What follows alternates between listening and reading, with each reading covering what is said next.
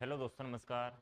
मैं ब्रज चौहान और आज हम पढ़ेंगे एमपी आरक्षक भर्ती 2025 जो बिल्कुल सीरीज का अपने जो सीरीज चलाई थी, जिसका मॉक टेस्ट 1 अपने पिछले कक्षा में पढ़ लिया था और आज मॉक टेस्ट 2 पढ़ेंगे। आबकारी आरक्षक भर्ती में जीके जीएस से संबंधित लगभग 30 से 35 क्वेश्चन देखने को मिलता है। कितने? लगभग 30 से 35 क्वेश्चन जीके जीएस से संबंधित देखने को मिलता है और उसका इतना वेटेज होता है। कभी लगभग इसमें कभी 30 क्वेश्चन, कभी 35 क्वेश्चन, कभी 40 क्वेश्चन तक भी देखने को मिलता है। तो चलिए क्लास स्टार्ट करते हैं। जिसका पहला क्वेश्चन बहुत शानदार क्वेश्चन है, जो आबकारी आरक्षक भर्ती की चयन प्रक्रिया में बहुत शानदार क्वेश्चन है। पहला क्वेश्चन है, पृथ्वी की सतह पर सबसे पहले भूकंपी तरंगों का अनुभव किस स्थान पर किया जाता है और उस बिंदु को किस नाम से जाना जाता है? सबसे पहले पढ़ेंगे भूकंप कैसे आते हैं, देखते हैं। सबसे पहले भूकंप पृथ्वी पर दो बल कार्य करते हैं, जिसका पहला बल का नाम है अंतर्जात बल। क्या नाम है? अंतर्जात बल। पहला बल है अंतर्जात बल और दूसरा बल है बहिर्जात बल। कौन सा? बहिर्जात बल। इन दो बलों के कारण पृथ्वी में ऊर्जा का निष्कासन होता है।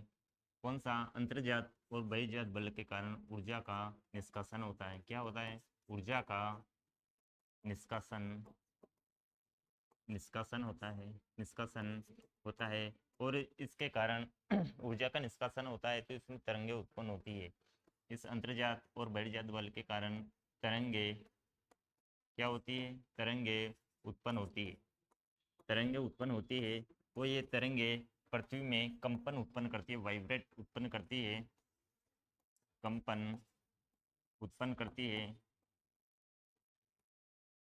जिसके कारण जो होने वाली घटना, जिसको भूकंप नाम दिया जाता है। क्या? भूकंप नाम दिया जाता है। तो भूकंप क्यों आते हैं, समझिए कि पृथ्वी के अंदर जो अंतर्जात और बहिर्जात दो बल कार्य करते हैं, इस बलों के कारण ऊर्जा का निष्कासन होता है। क्या होता है? ऊर्जा का निष्कासन होता है और इस ऊर्जा के कारण तरंगे उत्पन्न होती है। इस ऊर्जा के कारण तरंगे उत्पन्न होती है। वो तरंगे पृथ्वी के अंदर एक कंपन, वाइब्रेट उत्पन्न करती है, जिसके कारण भूकंप आते हैं। इसके बाद बात करते हैं एग्जाम की दृष्टि से कौन कौन से फैक्ट भूकंप से संबंधित बनते हैं। बात करते हैं भूकंप। भूकंप भूकंप के अध्ययन को क्या बोला जाता है? भूकंप के अध्ययन को सिस्मोलॉजी बोला जाता है। क्या? सिस्मोलॉजी बोला जाता है। सिस्मोलॉजी। इसके बाद बात करते हैं कि भूकंप का अध्ययन जिस स्केल पे किया जाता है उसका क्या नाम है? भूकंप मापी। भूकंप मापी, जिसका नाम है रिएक्टर स्केल। क्या नाम है? Richter scale. इस स्केल पर भूकंप का मापन किया जाता है कि कितनी तीव्रता से भूकंप आया है। इस तीव्रता मापी जाती है। इसके बाद बात करते हैं कि जो भूकंप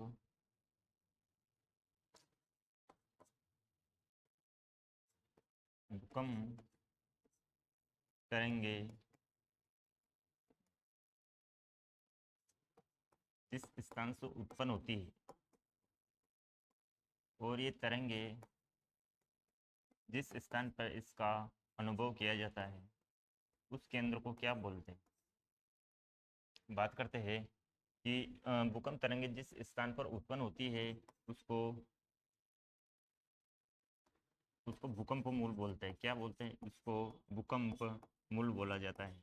जिस स्थान पर भूकंप तरंगे उत्पन्न होती है उस तरंगे को भूकंप मूल बोला जाता है और जिस स्थान पर इन तरंगों का अनुभव किया जाता है उस स्थान को क्या बोलते हैं?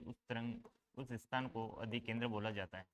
बहुत महत्वपूर्ण क्वेश्चन बनता है कि जिस स्थान पर भूकंप तरंगों का अनुभव किया जाता है उस स्थान को क्या बोला जाता है? उस स्थान को अधिकेंद्र बोला जाता है और जिस स्थान पर भूकंप की तरंगें उत्पन्न होती है उसको भूकंप मूल बोलते हैं।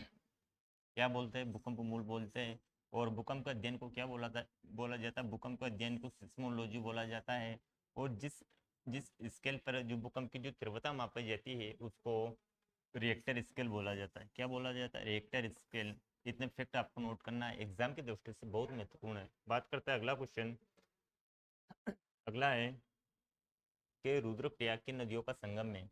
ऑप्शन है भागीरथी, अलकनंदा, नंदाकिनी और अलकनंदा, धौलीगंगा और अलकनंदा, और मंदाकिनी और अलकनंदा। इससे पहले बात करते हैं कि जो गंगा नदी है कौन सी, जो गंगा नदी उत्तराखंड में, कहाँ पर, गंगा नदी उत्तराखंड में पंच प्रयागों का निर्माण करती है। कितने, जो पंच प्रयाग का निर्माण करती है। इससे पहले बात करते हैं गंगा नदी। गंगा नदी जो भारत की सबसे बड़ी नदी है, सबसे बड़ी और सबसे लंबी नदी है। वो गंगा नदी की सबसे बड़ी जो सहायक नदी है वो कौन सी है? गंगा नदी की सबसे बड़ी जो सहायक नदी है वहाँ है यमुना नदी। कौन सी? यमुना नदी, जो कि प्रयागराज में इलाहाबाद से मिलती है। इसके बाद बात करते हैं वो कौन कौन से प्रयाग है जो नदियों के द्वारा बनाए जाते हैं। पहला प्रयाग देखने को मिलता है जिसका नाम है विष्णु प्रयाग। क्या नाम है? विष्णु प्रयाग, विष्णु प्रयाग। अगला है नंद प्रयाग, फिर कर्ण प्रयाग, कर्ण प्रयाग। इसके बाद रुद्र प्रयाग, रुद्र प्रयाग। इसके बाद है देव प्रयाग। क्या नाम? देव प्रयाग। बात करते हैं किन दो नदियों के संगम पर ये प्रयाग बनते हैं। पहला है विष्णु प्रयाग। विष्णु प्रयाग अलकनंदा, अलक अलकनंदा धौली गंगा, अलकनंदा धौली गंगा, धौली गंगा के संगम पर कौन सा प्रयाग देखने को मिलता है? तो वहाँ पर विष्णु प्रयाग बनता है। कौन सा? विष्णु प्रयाग देखने को मिलता है। इसके बाद बात करते हैं कि यह धारा अलकनंदा के रूप में आगे बहती है और इसमें एक नदी मिलती है, अलक अलकनंदा, और इसमें एक नदी मिलती है जिसका नाम है पिंडार नदी। कौन सी? पिंडार नदी। यहाँ पर एक प्रयाग देखने को मिलता है जिसका नाम है नंद प्रयाग। क्या नाम है? नंद प्रयाग। इसके बाद यह अलकनंदा अपनी धारा के रूप में आगे बहती है, वहाँ पर कर्ण प्रयाग का निर्माण करती है। और जो अलकनंदा, अलकनंदा आपको बताना है कि वह कौन सी नदी है जो अलकनंदा दोनों के संगम पर एक प्रयाग का निर्माण करती है जिसका नाम है कर्णप्रयाग। क्या नाम है? कर्णप्रयाग। इसके बाद जो अलकनंदा की धारा आगे बहती है और अलकनंदा, अलकनंदा और इसमें एक नदी मिलती है जिसका नाम है मंदाकिनी। क्या नाम है? मंदाकिनी। मन अलकनंदा और मंदाकिनी के मिलती है जहाँ पर रुद्रप्रयाग का निर्माण करती है। किसका? रुद्रप्रयाग का निर्माण करती है। इसके बाद इसमें अलकनंदा, अलकनंदा और एक नदी है भागीरथी नदी। कौन सी? भागीरथी। भागीरथी नदी के संगम पर एक प्रयाग का निर्माण होता है जिसका नाम है रुद्रप्रयाग। क्या नाम है? रुद्रप्रयाग। बात करते हैं भागीरथी, भागीरथी नदी पर एक बांध देखने को मिलता है जिसका नाम है टिहरी बांध। क्या नाम है? टिहरी बांध, जो कि उत्तराखंड में है। यह कौन सी नदी पर? भागीरथी नदी पर देखने को मिलता है। इसके बाद बात करते हैं अगला क्वेश्चन। अगला है लोरेंज वक्रमाप किसको प्रदर्शित करता है? ऑप्शन है केंद्रीय प्रवृत्ति को, बेरोजगारी और मुद्रास्फीति को, और आय वितरण और जनसंख्या के बीच विषमता को, और इनमें से कोई नहीं। बात करते हैं कि जो लोरेंज वक्रमाप है, लोरेंज वक्रमाप है, या गरीबी, गरीबी से संबंधित संबंधित मापांक दिया गया है, जो कि जो आय वितरण और जनसंख्या के बीच विषमता के बारे में बताता है। इसके बाद बात, इसके अलावा बात करते हैं कि जो गरीबी से संबंधित अलग अलग सुझाव दिए गए हैं। इसके बारे में गरीबी से संबंधित एक समिति बनी है जिसका नाम सुरेश, क्या नाम है? सुरेश तेंदुलकर समिति। बहुत महत्वपूर्ण है, एग्जाम में पूछा जाता है कि गरीबी के मापक के लिए कौन कौन सी समितियां बनेंगी। पहली समिति सुरेश तेंदुलकर समिति। इसके बाद आती है दूसरी समिति टी लकड़वाला, टी लकड़वाला समिति। इसके बाद आती है कि जो एक सक्सेना समिति बनाई गई थी, सक्सेना समिति, जो कि भी गरीबी से संबंधित है। इसमें मतलब गरीबी के लिए अलग अलग समिति बनाई गई। उसमें बताया गया है कि जो शहरी लोग ग्रामीण के लिए कितना कैलोरी, कैलोरी इसमें कैलोरी से संबंधित वर्णन दिया गया है। इसके बाद बात करते हैं अगला क्वेश्चन। अगला है राष्ट्रीय विकास परिषद की स्थापना कब हुई थी? ऑप्शन है 15 मार्च 1950, 6 अगस्त 1950 और 6 अगस्त 1952 और 15 मार्च 1952। तो राष्ट्रीय विकास परिषद की स्थापना 6 अगस्त 1952 को हुई थी। कब हुई थी? 6 अगस्त 1952 को हुई थी। इसके बाद बात करते हैं कि जो नाबार्ड है, नाबार्ड की स्थापना कब हुई थी? नाबार्ड की स्थापना 12 जुलाई 1982 को हुई थी। कब हुई थी? 12 जुलाई 1982 को हुई थी। इसके बाद बात करते हैं अगला क्वेश्चन। अगला है भारत के संविधान के भाग 4 को कब जोड़ा गया? ऑप्शन है 24वें संविधान संशोधन के द्वारा, 42वें द्वारा, 44वें द्वारा और 51वें द्वारा। बात करते हैं भारतीय संविधान में कुल कितने भाग हैं? भारतीय संविधान में कुल 22 भाग हैं। 22 भाग देखने को मिलते हैं और इसके अलावा 12 अनुसूचियाँ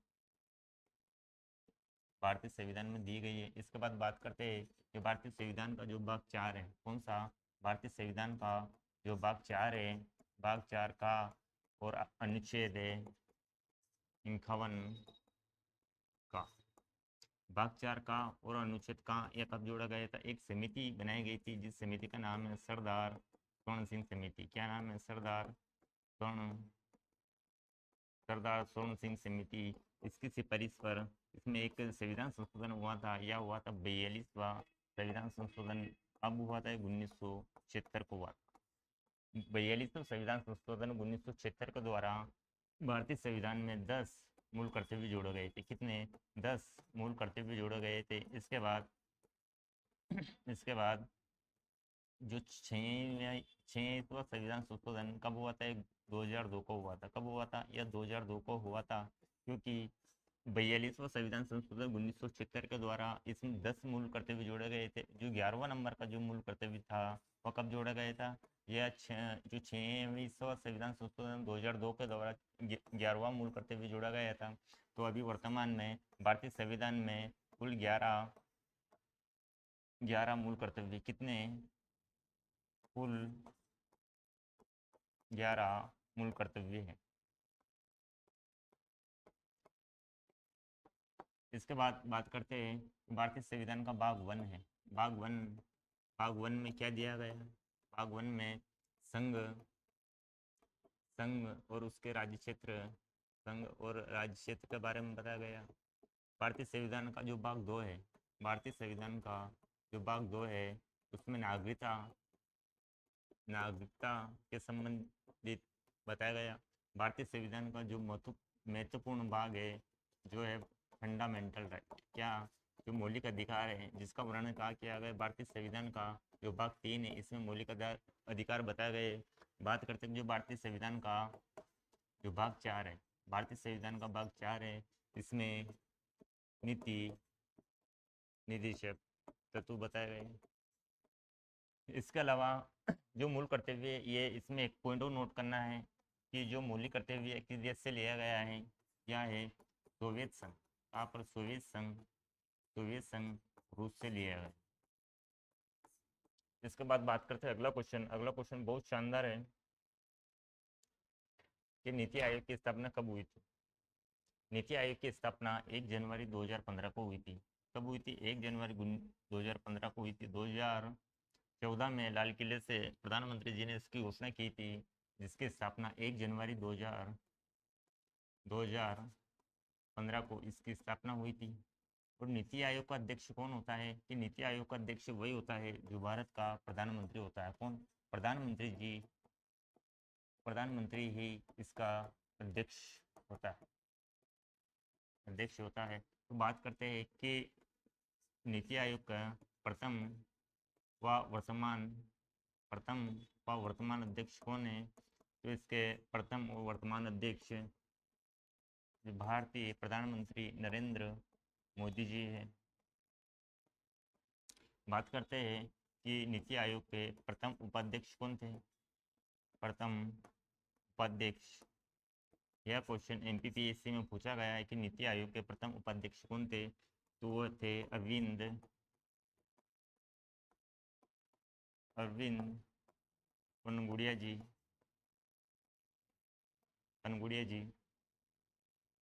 इसके बाद बात करते हैं, अगला क्वेश्चन है, भारत में अभी तक कितनी बार राष्ट्रीय आपातकाल लगा हुआ?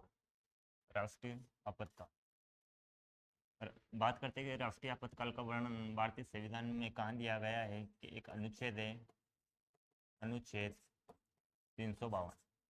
352 में राष्ट्रीय आपातकाल का वर्णन दिया गया है। और यहाँ किन पैमाने पर लगाया जाता है? यहाँ एक तो युद्ध युद्ध उसके बाद बाहरी आक्रमण, बाहरी जो आक्रमण होता है उस पैमाने पर, और इसके बाद जो आंतरिक अशांति, आंतरिक आंतरिक अशांति जिसका उपयोग इंदिरा गांधी जी ने 1975 में किया था। अब इसकी जगह जो 44वां संविधान संशोधन 1978, 44वां संविधान संशोधन 1978 आंतरिक अशांति की जगह इसमें अब सशस्त्र विद्रोह, सशस्त्र विद्रोह, आंतरिक अशांति की जगह अब सशस्त्र विद्रोह दिया गया है। इसके बाद बात करते हैं कि भारत में अभी तक राष्ट्रपति शासन राष्ट्रीय आपातकाल 1962 में, 1971 और 1975 में लगाया। बात करते हैं 1975 में, जब इंदिरा गांधी की सरकार थी, उस टाइम पे जो इलाहाबाद हाई कोर्ट ने, किसने, इलाहाबाद जो हाई कोर्ट थी, इलाहाबाद इलाहाबाद हाई कोर्ट ने, इलाहाबाद हाई कोर्ट ने जो इंदिरा गांधी की सीट थी रायबरेली, कहाँ से चुनाव लड़ी थी? रायबरेली से चुनाव लड़ी थी। और इस सीट को इलाहाबाद हाई कोर्ट ने अमान्य घोषित कर दिया गया। इस सीट को इंदिरा गांधी जी की सीट को अमान्य घोषित कर दिया, और 6 वर्षों तक के लिए, कब, 6 वर्षों तक के लिए इंदिरा गांधी को निलंबित किया गया, यानी सस्पेंड किया गया, सस्पेंड सस्पेंड कर दिया गया है, सस्पेंड कर दिया गया है। तो इसके बाद इंदिरा गांधी जी ने जो आंतरिक अशांति का उपयोग करके 1975 में, मतलब 1975 में राष्ट्रीय आपातकाल लगा था। उस टाइम पे भारत के जो प्रधानमंत्री इंदिरा गांधी जी थी, भारतीय प्रधानमंत्री इंदिरा गांधी, और उस टाइम पे राष्ट्रपति थे फखरुद्दीन अली जी। कौन थे राष्ट्रपति? फखरुद्दीन अली। और इसीलिए जो 25 जून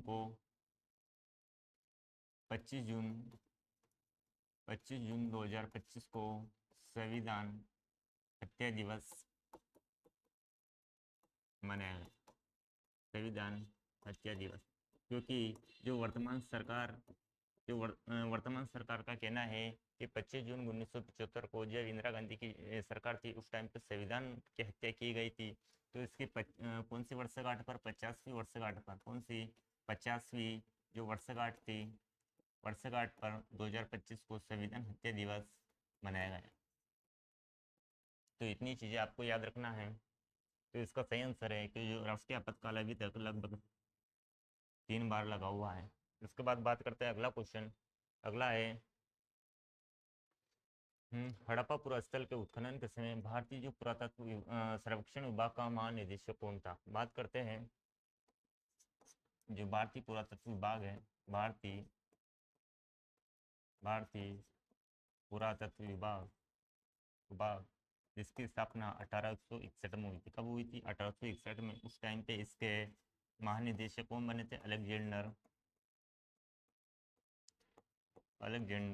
कनिंगम। कौन बने थे? इसके प्रथम महानिदेशक अलेक्जेंडर कनिंगम बने थे।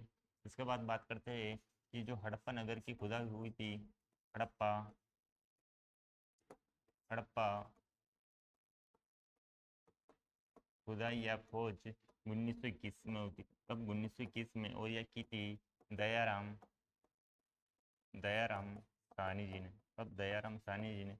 उस टाइम पे जो भारतीय पुरातत्व विभाग का सर्वेक्षण का जो महानिदेशक कौन बना था? उस टाइम पे महानिदेशक बने थे जॉन मार्शल। कौन बने थे? जॉन मार्शल इसके बाद बात करते हैं कि जो हड़प्पा है यह रावी नदी के तट पर है। कौन सी? रावी नदी के तट पर हड़प्पा नगर बसा हुआ था। इसके बाद बात करते हैं कि जो मोहनजोदड़ो नगर की खोज किसने की थी? मोहनजोदड़ो की खोज 1922 में। कब? 1922 में। इसकी खोज करता है जो रकाल दास बनर्जी। कौन? रकाल दास बनर्जी ने इसकी खोज की थी। कब की थी? 1922 में। इसके बाद चलते हैं अगला क्वेश्चन। अगला है, सम्राट अशोक ने बौद्ध धर्म का प्रचार करने हेतु श्रीलंका में किन बौद्ध भिक्षु को भेजा गया था? अशोक अशोक जो कि मौर्य मौर्य वंश का शासक था। मौर्य वंश का शासक था। जब मौर्य वंश का शासक अशोक मौर्य वंश का शासक था, इसने बौद्ध धर्म के प्रचार प्रसार के लिए जो महेंद्र और संघमित्रा को श्रीलंका भेजा गया था। किनको? श्रीलंका श्रीलंका बौद्ध धर्म के प्रचार प्रसार के लिए महेंद्र और संघमित्रा को भेजा था। इसके बाद बात करते हैं कि अशोक के शासनकाल की महत्वपूर्ण घटना जो कि है कलिंग युद्ध। कौन सा?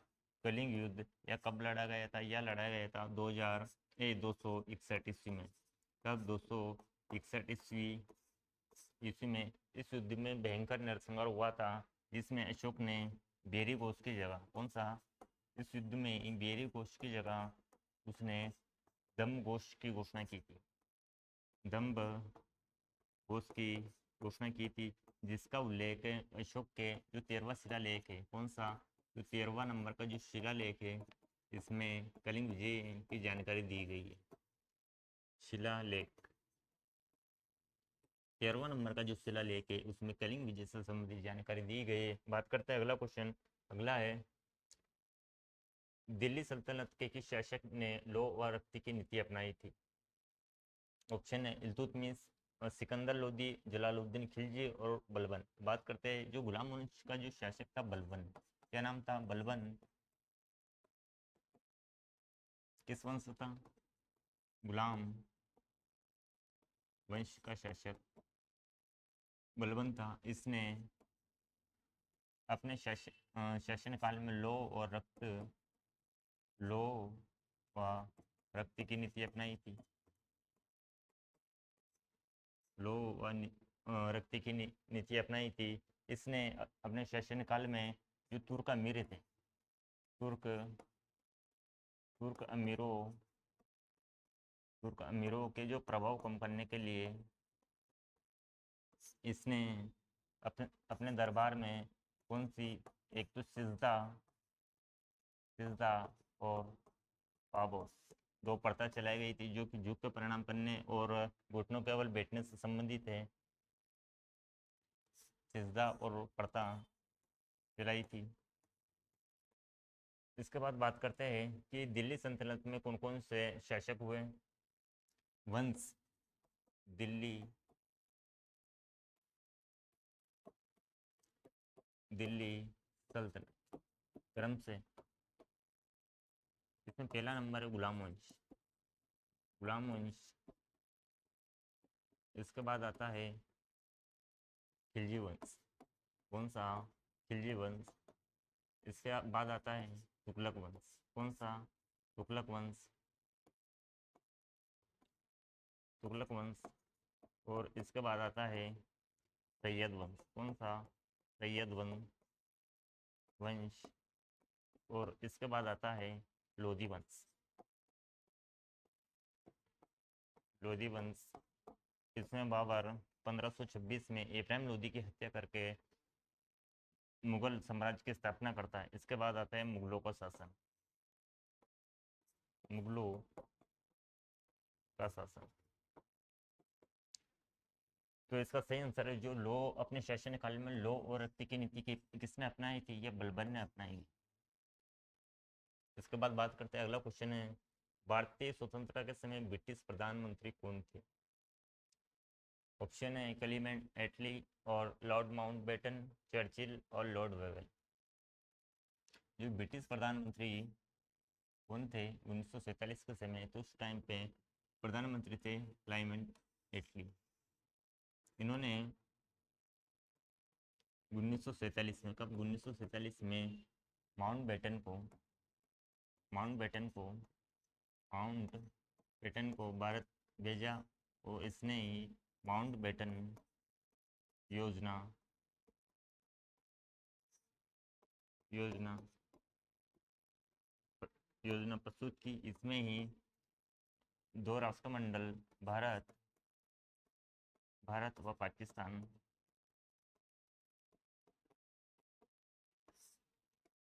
देश बने थे।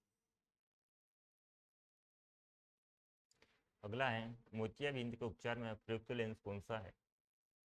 बेलनाकार लेंस, उत्तल लेंस और अवतल लेंस और इंट्रा ओकुलर लेंस। जो मोतियाबिंद के उपचार में मोतियाबिंद क्यों होता है कि अधिक उम्र होने के कारण अधिक उम्र होने के कारण आंखों में जाले जैसे पड़ जाते हैं। इसके उपचार के लिए इंट्रा ओकुलर लेंस का उपयोग किया जाता है। किसका? इंट्रा ओकुलर लेंस का उपयोग किया जाता है। इसके बाद बात करते हैं कि जो दूर दृष्टि रोग होता है, दूरदृष्टि और निकट दृष्टि रोग के लिए किसका उपयोग किया जाता है? बात करते हैं कि जो दूरदृष्टि होता है इसमें पास का नहीं दिखाई देता और इसमें दूर का स्पष्ट रूप से दिखाई देता है। बात करते हैं जो निकट दृष्टि दोष होता है, इसमें पास का सही दिखाई देता है लेकिन दूर का स्पष्ट रूप से दिखाई नहीं देता है। तो जो दूरदृष्टि रोग है, इसके निवारण के लिए इसमें उत्तल लेंस का उपयोग किया जाता है। किसका?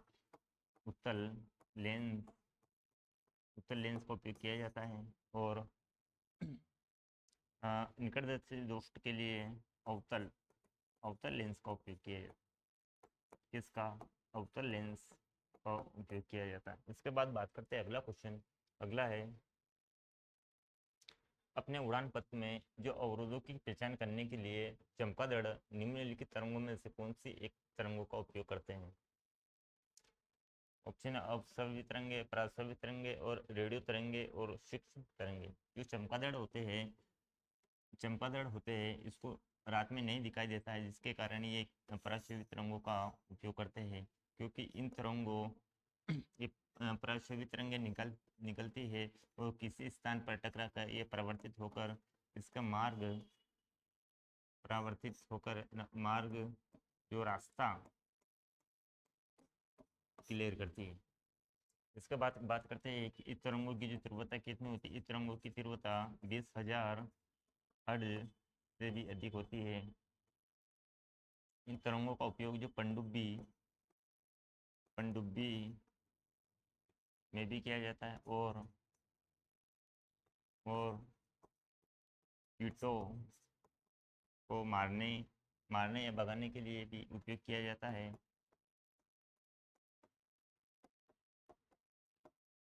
इसके अलावा जो मनुष्य के लिए जो स्वस्थ ध्वनि होती है वह 20 हर्ट्ज से 20,000 हर्ट्ज तक होती है। जो सामान्य ध्वनि जिसको सामान्य श्रव्य ध्वनि बोलते हैं। इसके बाद बात करते हैं अगला क्वेश्चन। यदि मधुमक्खी आपको डंक मार दे तो निम्नलिखित में से कौन सी सर्वोत्तम औषधि होगी? मधुमक्खी के डंक मारने पर कौन सी औषधि का उपयोग किया जाता है? तो इसका सही आंसर है जो बेकिंग सोडा का उपयोग इसमें मधुमक्खी के डंक मारने पर किया जाता है। कौन सा?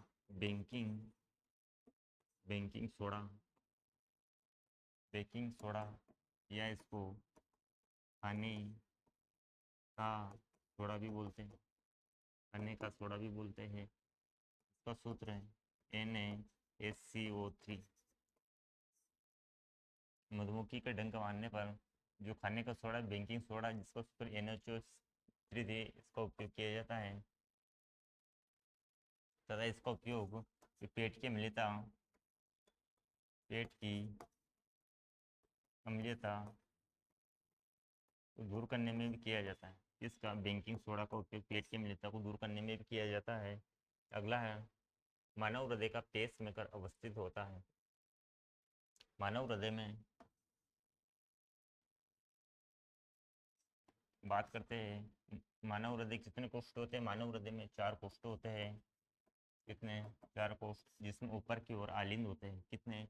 ऊपर की ओर दाया आलिंद और बाया आलिंद होते हैं, और नीचे की ओर नीले दिया है। ये दाएं नीले और बाएं नीले दिया गया है। और इसमें जो मनुष्य का हृदय का जो दाया आलिंद है, कौन सा? दाया आलिंद में, दाया आलिंद में यहाँ पर एक कपाट पाया जाता है, जिसके कारण, जिसको पेस मेकर भी बोला जाता है। क्या बोला जाता है? पेस मेकर भी बोला जाता है। इसके बाद अगला है भारतीय अंतरिक्ष अनुसंधान संस्थान की स्थापना कब हुई थी? ऑप्शन है 24 अक्टूबर 1968, 15 अगस्त 1969 और 7 अक्टूबर 1965 और 1 अप्रैल 1963। जो भारतीय अंतरिक्ष अनुसंधान संस्थान, जिसका नाम है इसरो, जिसको अपन इसरो भी बोलते हैं, इसकी स्थापना 15 अगस्त कब हुई थी? इसकी स्थापना 15 अगस्त 1969 को हुई थी। इसका मुख्यालय कर्नाटक, बेंगलुरु में है।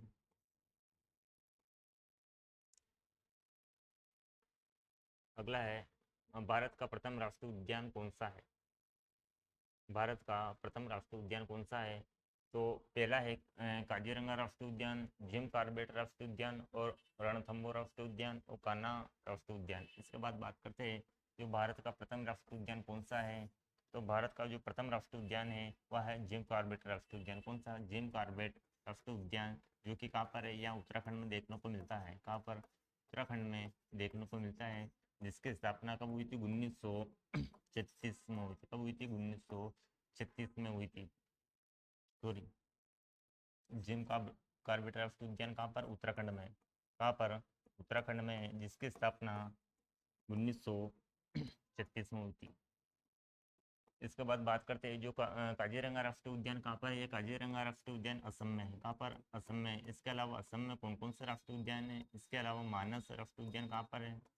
मानस राष्ट्रीय उद्यान भी असम में, और काजीरंगा राष्ट्रीय उद्यान भी, और रणथंबोर राष्ट्रीय उद्यान, सरिस्का, सरिस्का राष्ट्रीय उद्यान, ये राष्ट्रीय उद्यान कहाँ पर? ये राष्ट्रीय उद्यान है राजस्थान में। कहाँ पर?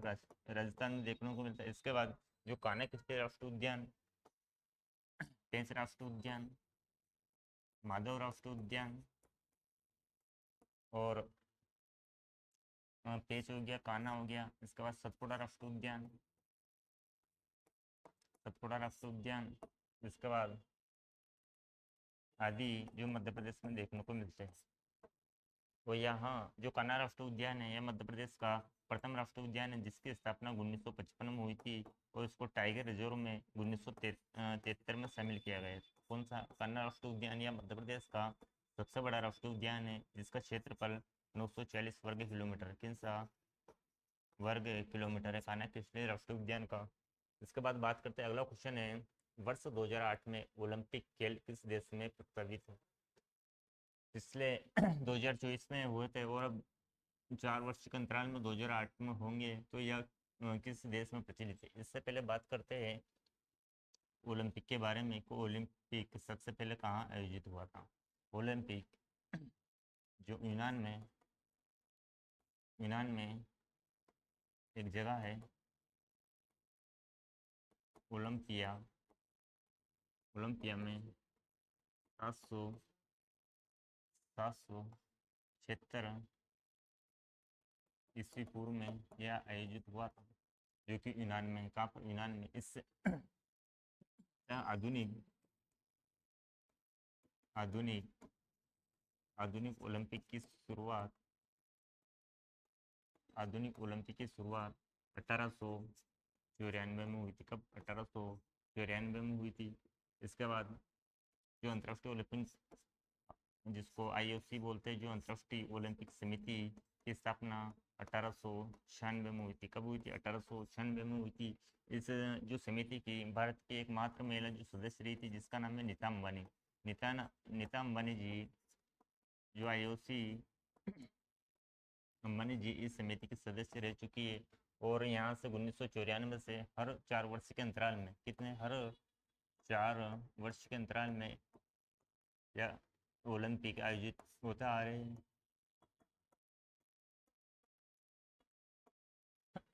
आयोजित होते आ रहे हैं। और इससे पहले जो 2024 का कहाँ पर हुआ? ये पेरिस, फ्रांस में हुआ था। फ्रांस में हुआ था। इसमें भारत ने कुल कितने मेडल जीते थे? भारत ने कुल 6 मेडल जीते थे, जिसमें से एक कांस्य पदक और 5 ब्रॉन्ज मेडल थे। इसके बाद बात करते हैं कि 2028 का जो ओलंपिक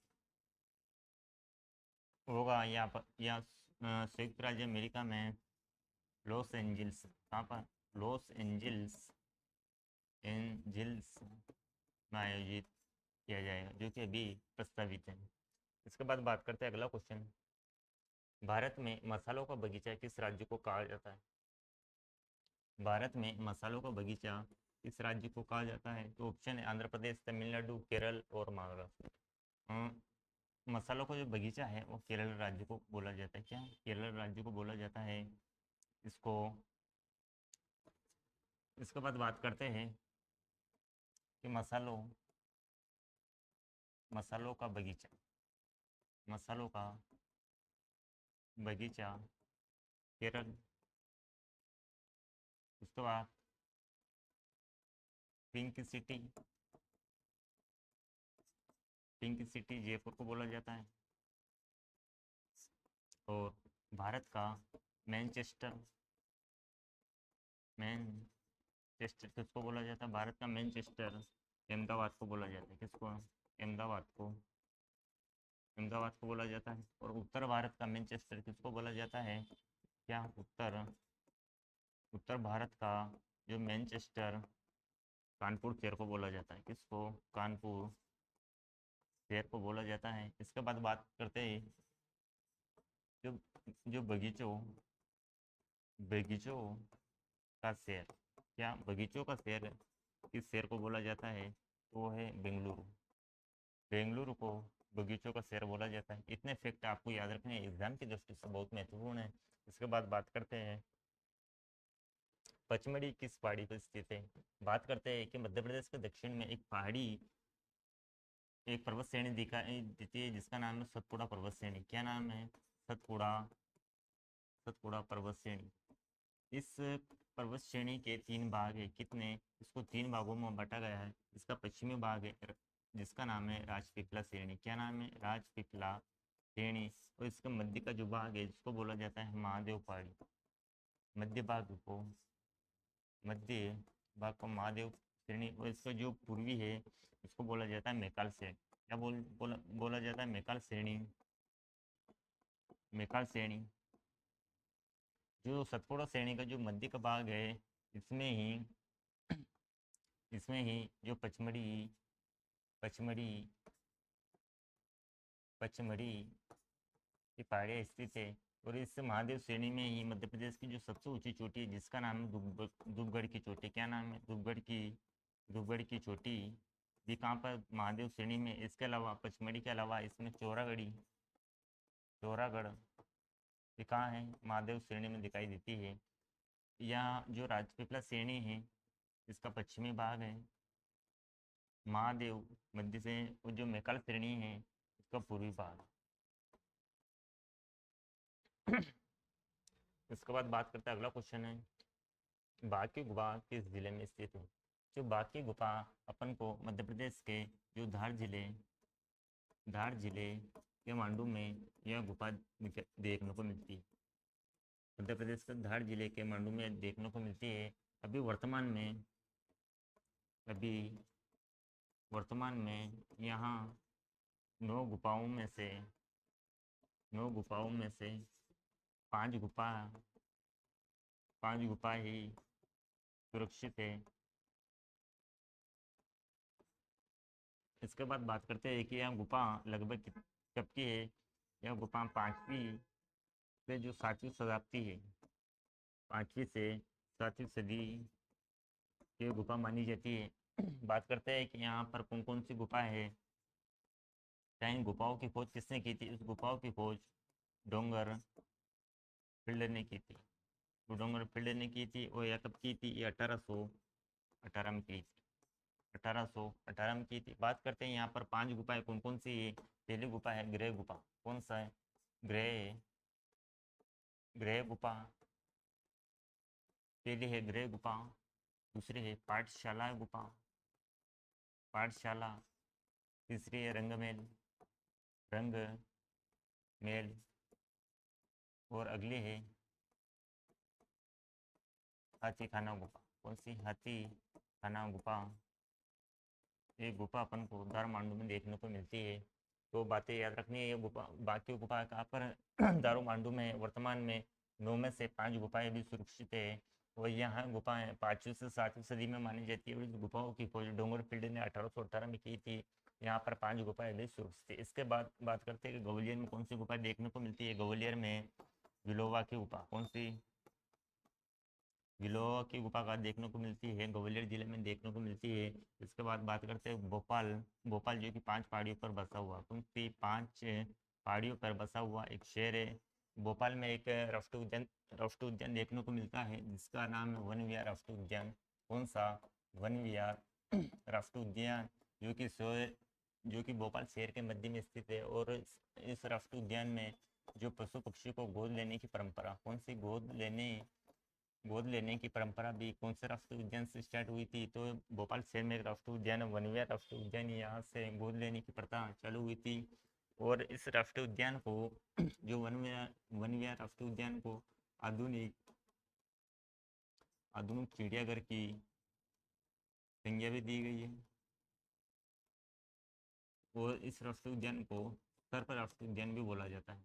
क्या बोला जाता है? सर्प राष्ट्रीय उद्यान भी बोला जाता है। इसके बाद बात करते हैं अगला क्वेश्चन यहीं तक है।